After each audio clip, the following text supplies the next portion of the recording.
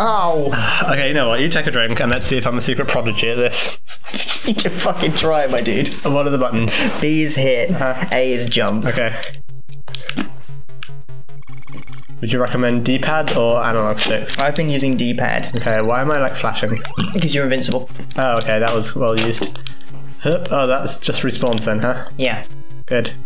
Try and make it across this pit. Ooh, you're lucky that went above you. Oh. How hard can it be, he says. Oh, that's gonna fuck me up. Yep. The little frames of getting the item. No, no. There it is. Wait. Nope, okay. Nope. Now what are you gonna do, big man? Okay, that didn't work. Thought so. Worked the way I thought. Hoped. Oh, that was... didn't go that time. Wait, no. Wow. Anyway. That's great. That's... The only way to succeed at this game is to be forged in the crucible of hate. We have a visitor. Hey, Lorna. You wake up. I assume you have because you're talking. Yes. I tried to make a noise and it didn't work. No. You croaked. Okay. Do you want to sub in as guest while I feed Mackie? Oh. Okay. In a minute. We're having fun. So much fun. I love it. Such fun. See, in Castlevania 2, I think, when you're crouching, you can't get knocked back. That was a nice addition that they put in. In this game, you still can. So, you know, crouching in there, if you don't kill that bat, you fall and you die. Yep. It's great. I love it. So, let's get a bit... Whoops. Ooh. Let's get a bit of backstory on old Castlevania. So Yeah, this is Simon Belmont of the Belmont clan. He is tasked with the sacred and holy purpose of destroying Dracula. Why? Using the Belmont's ancient family weapon, the Vampire Killer. Actually? Yes. Okay. His whip is a Belmont heirloom called the Vampire Killer, and only the Belmont Lion can wield it.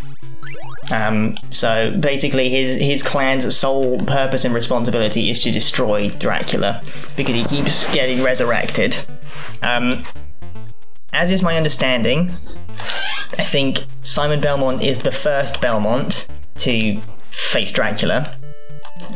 So possibly that mythos hasn't happened yet. I think possibly it's like, Dracula is a new and important threat in the land of fucking Nintendo, so this dude Simon has a whip and he's going to go kill him.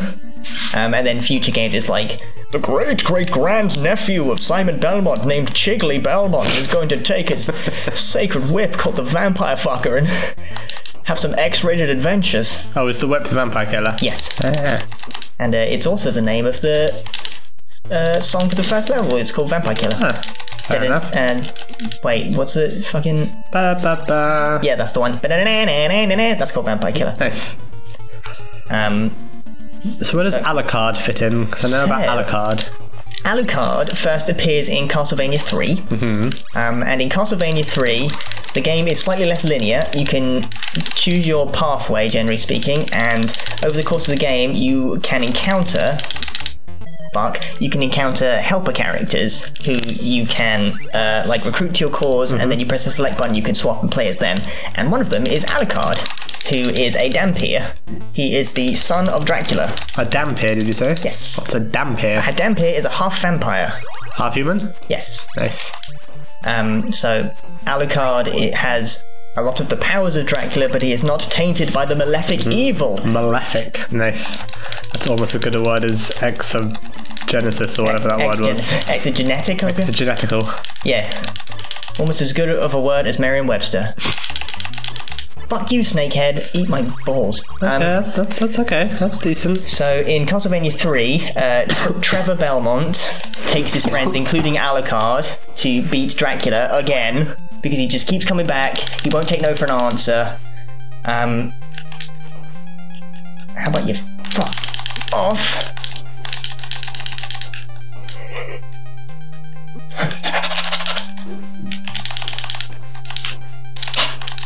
I've got it. No!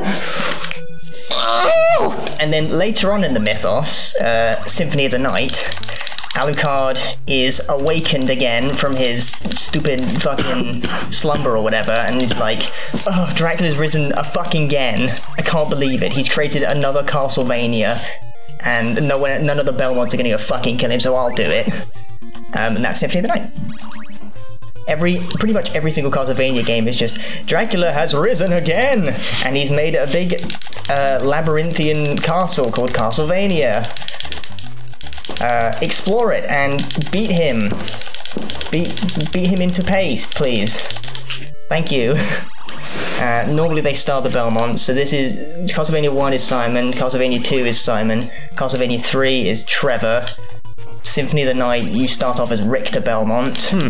I think there's a Gabriel Belmont at one point. You know, start off as Alucard then. In Symphony of the Night you well, I'm not going to tell you because we might play it at some point. Sure. Fuck. And is it all of them that have the like secret backwards world? What? When you finish it and then you do the same thing but like upside down? Or... Are you thinking of mirror mode in Mario Kart? No. There's definitely something in Castlevania where once you finish the game you have to do it again but like backwards or upside down or something. I know in the first Castlevania when you beat it and you can play again on like hard mode where everything just does more damage. To the internet. I don't think there's a backwards mode.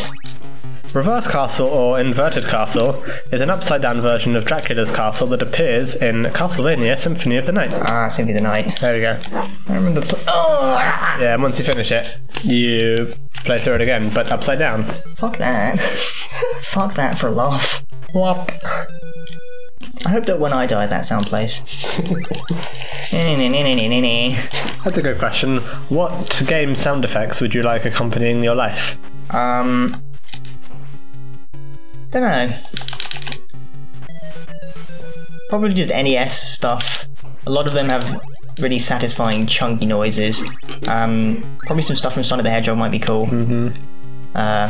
Like, I'd like my car to make a spin dash noise. This is ass.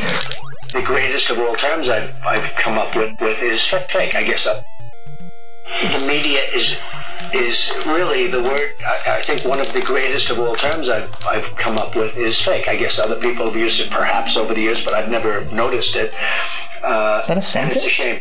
Is it supposed to be a sentence? Is really the word. I think one of the greatest of all terms I've come up with is fake. I guess other people have used it perhaps over the years, but I've never noticed it. So he's claiming he invented the word fake. That is what he's saying. The word for the media is probably the best word that I've come up with is fake. I've never heard anyone else call it fake, except like Stalin and, you know. He's saying he's never heard other people call the news fake. I thought he was literally claiming he invented the word fake. No. He's claiming that he invented it, or he pioneered its usage in describing the media. That's a slightly less outlandish but still brain dead statement. It's just so great the way that he literally can't string together a full thought. Like, the words just sort of scatter around. Yeah. Speaks like a word jumble. A junior jumble that you get in the church newsletter. Get fucked, DT. That stands for Donald Tit Fuck. Oh! Start in with that joke, Chris. That's good shit. That's good fucking material. I am so... Oh, I am erect with fucking... He's done it! Oh, I'm so happy. Fuck you, Donald Trump. Lord have mercy on my shattered ego. Just gotta go on Audacity and have a look at that spike. It's pretty big. Can I scroll? Is that no, leave it. Just leave it alone. Not gonna touch it. Oh, welcome back. On last edition, it may still be the same episode. Who knows? Frankie had his knob out. And... Motley laugh there. And Lorna laughed at it, as she does. Every time. Just getting ready for bed. It's a harrowing experience. It looked like a Vienna sausage. She calls him Oscar Mayer Wiener. I'm just jealous because I'm alone and dead inside. Japes. Japes. It's okay because we love you. Yay. Let's talk about that briefly. What's that, depression? Depression, yeah. Lorna, join in as and when you feel like it. Depression is a fun weapon. Like one of the small upsides of having, a severe mental illness is that you can use it as a weapon whenever you like to just like crush a conversation. Yeah. Any conversation. If someone oh, fucking shit. When you're annoying someone, they say, oh, I'll kill you. You can so easily shut it down by being like, oh, I wish you would. And they're like, what?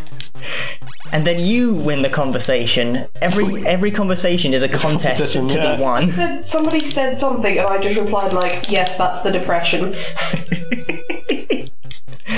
I think it's just like a style of humour that has become prevalent, I presume, because of the increased acceptability or acceptance of mental illness in society and culture. Well, also because if you don't laugh at it, it just becomes like depressing, awful. Yeah.